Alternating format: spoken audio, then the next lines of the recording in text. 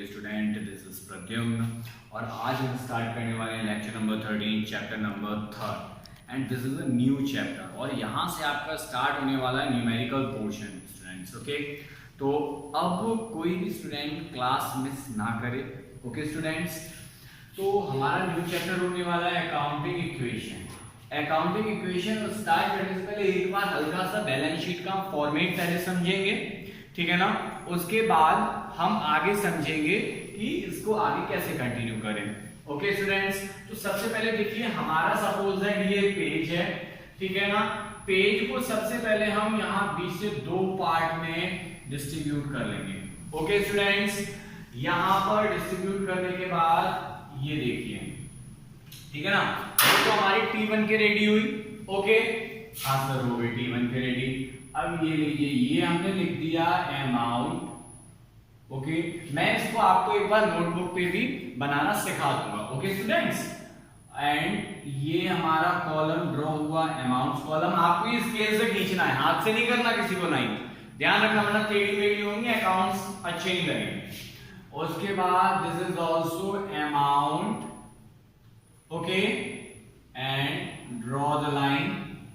देखिए दो amount column हो गए, ठीक है ना। ये पेज का मिड पार्ट होगा, याद रखना है स्टूडेंट्स, ये पेज का कैसा पार्ट है, मिड पार्ट। ओके, आधा पेज ये, आधा पेज ये लास्ट का एक कॉलम निकाला अमाउंट, ये कॉलम निकाला अमाउंट। ओके स्टूडेंट्स, अब यहां पर देखिए जो लेफ्ट हैंड साइड पे होगा, यहां ध्यान रखना डेबिट क्रेडिट नहीं होता, ये बैलेंस शीट है। ये साइड होगा लायबिलिटी, देखिए liabilities. Okay, and this is the column of assets.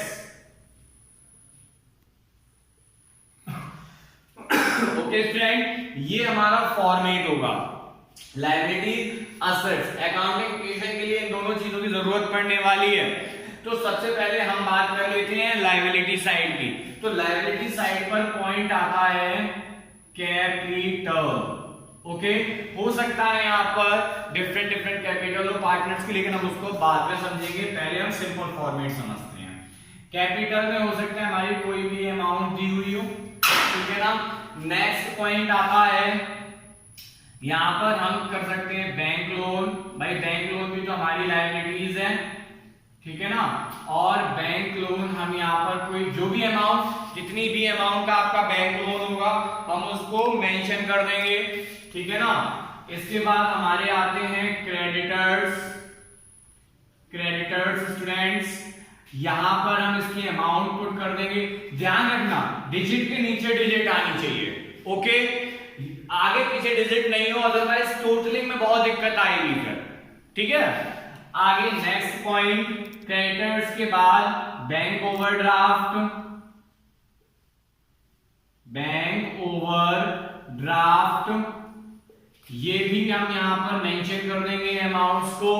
Bank overdraft के बाद हम यहां पर शॉर्ट टर्म लोन भी लिख सकते हैं, शॉर्ट टर्म लोन्स, ठीक है ना स्टूडेंट। और हम अमाउंट यहां पर पुट कर देंगे। इसके साथ में अगर कोई हमारे आउटस्टैंडिंग एक्सपेंसेस हैं, कैसे एक्सपेंस, आउटस्टैंडिंग एक्सपेंसेस आप पूरी स्पेलिंग लिखिएगा, स्पेस नहीं था इसलिए हमने यहां पर शॉर्ट में कर दिया। और हम यहां पर अमाउंट पुट कर देंगे। नेक्स्ट हम यहां पर असेट की भी बात कर लेते हैं जरा। असेट्स देखिए, कैश इन हैंड, ठीक है ना, वो कैश जो हमारे पास है। Next point, cash at bank, जो कैश हमारे बैंक में है, ठीक है ना। इसके बाद हम बात करेंगे डेटर्स की। ओके, यानी कि जिनसे हमें पैसे लेने हैं। और हम बात करेंगे बिल्स। भाई हमने आपको बिल्स रिसीवेबल के बारे में बताया था। तो बिल्स रिसीवेबल क्या होता है कि जिनसे हमें पैसा लेना होता है। ओके स्टूडेंट्स, तो हम यहां पर बिल्स रिसीवेबल BR कर देते हैं, चलो शॉर्ट में, ठीक है ना। तो यहां पर हम बिल्स पेबल भी मेंशन कर सकते हैं, बिल्स पेबल। इसके अलावा और भी हैं, जैसे फर्नीचर है, लैंड है, बिल्डिंग है, तो हम इनको भी मेंशन कर लेते हैं, फर्नीचर, ठीक है ना, लैंड एंड बिल्डिंग। ठीक है स्टूडेंट्स। इसके अलावा और भी हमारी असेट हो सकती हैं, और हम इसमें कई सारी चीजें, for example machinery, closing stock, इनको भी मेंशन कर सकते हैं, ठीक है ना। तो यहाँ स्टॉक लिख देंगे, ठीक है स्टूडेंट्स। और इस फॉर्मेट में हम क्या करेंगे, लास्ट में अपनी बैलेंस शीट को क्लोज कर देंगे। हमारा ये टोटल और ये टोटल दोनों ऑटोमेटिकली इक्वल आएंगे, याद रखिएगा स्टूडेंट्स, ठीक है ना। ये लायबिलिटी साइड और असेट साइड दोनों इक्वल आने वाले हैं। मैं इसको एक बार आपको नोटबुक पे भी ड्रॉ करके दिखा दूंगा। ओके स्टूडेंट्स, नाउ हम इसके बाद एक अकाउंटिंग इक्वेशन स्टार्ट कर रहे हैं। अकाउंटिंग इक्वेशंस के लिए हमारा फॉर्मूला होता है, जरा देखिए, असेट्स इज इक्वल टू, भाई ये असेट है, ठीक है। अब यहां देखिए, ये तो कैपिटल हो गई, वो अमाउंट जो, अब असेट इक्वल किसके होगा, असेट। अब ये देखो, ये side equal to liability side. Liability में एक क्या है हमारा, कैपिटल, और उसके बाद ये सारी अदर एसेट्स। ओके, तो सबसे पहले क्या करें, असेट में असेट इक्वल टू कैपिटल, आप देखिएगा, ठीक है ना, कैपिटल प्लस, अब ये सारी की सारी क्या, अदर लायबिलिटीज, तो हम क्या करने जा रहे हैं, plus other liabilities. So simple, capital plus other liabilities is equal to assets.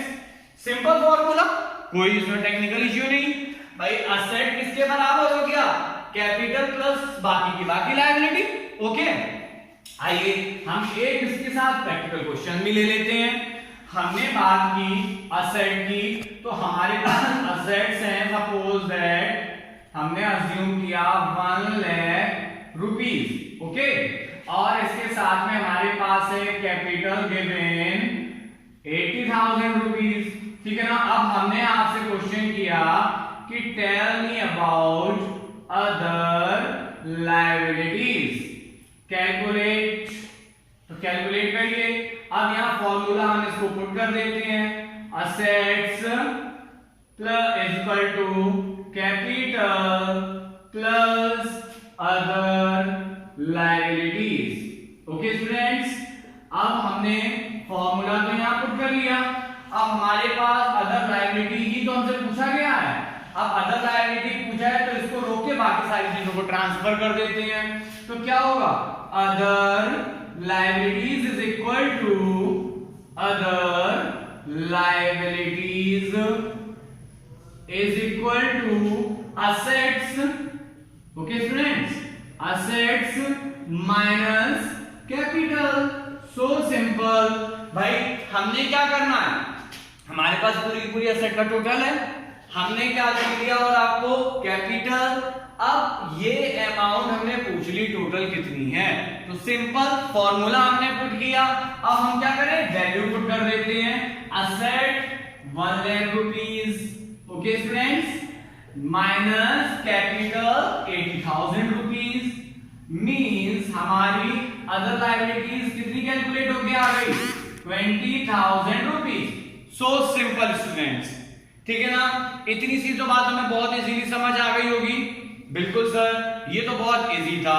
अब हम इसके आगे बात करने वाले हैं नेक्स्ट कॉन्सेप्ट पे। हम पॉइंट 1 इसका अंडरस्टैंड करने वाले हैं, increase in an asset with increase in capital, यानी कि कैपिटल और असेट इंक्रीज होना, ठीक है ना।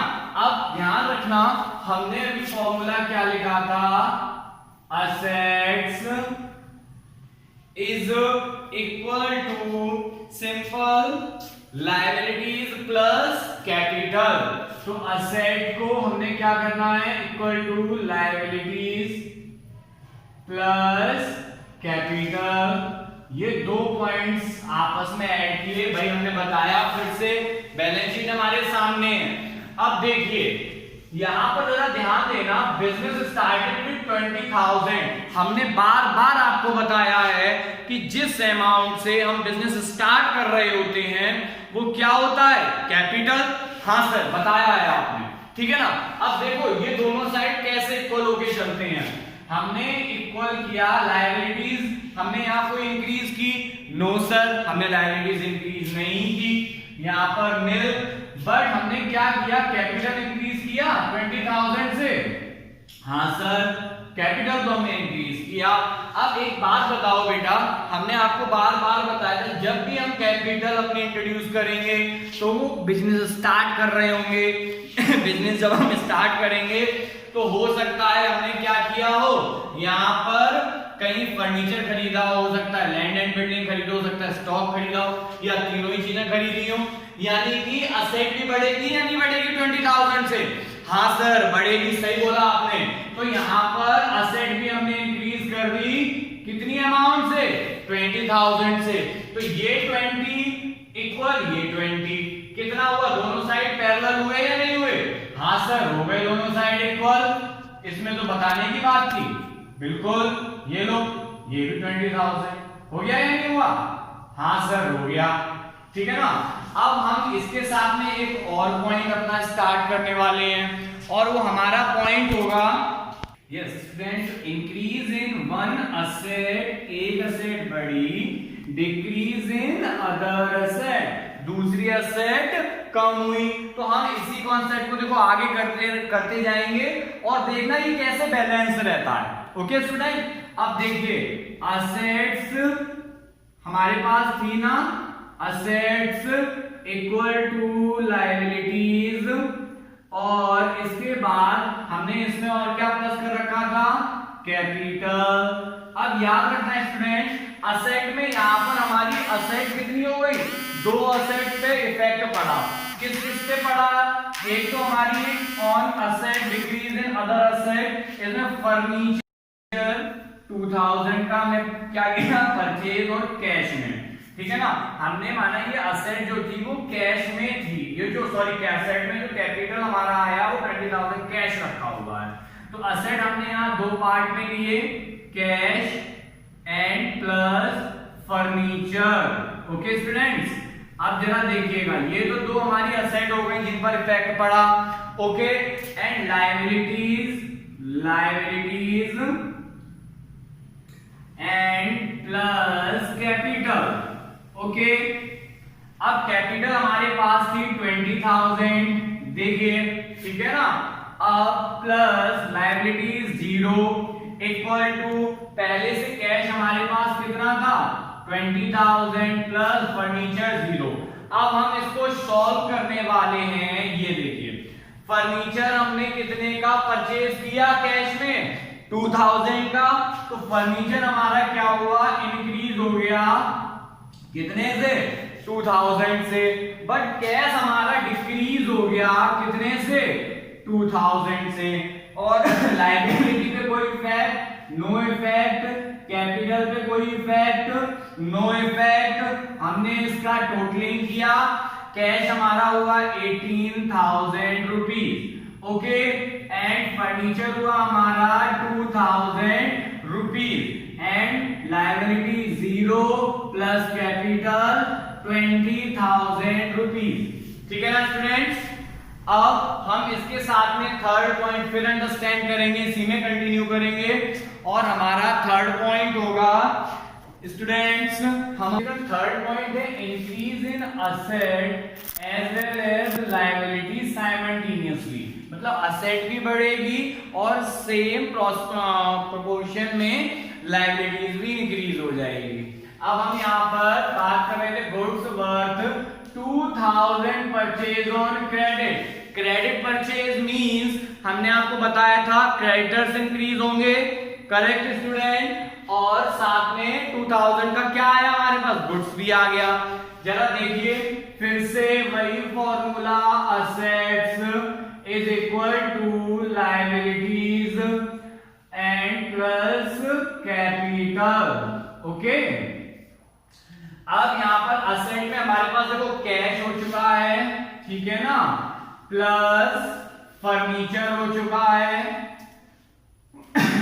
प्लस फर्नीचर के बाद देखो गुड्स भी आ गया हमारा, गुड्स भी तो असेट है, तो गुड्स भाई आपके बिजनेस में मटेरियल आ गया आगे यूज करने के लिए, तो क्या हुआ, वो भी गुड्स हुआ, इक्वल टू लायबिलिटीज, क्रेडिटर्स है ना, तो भाई क्रेडिटर्स लायबिलिटीज ऐड हो गई, प्लस कैपिटल।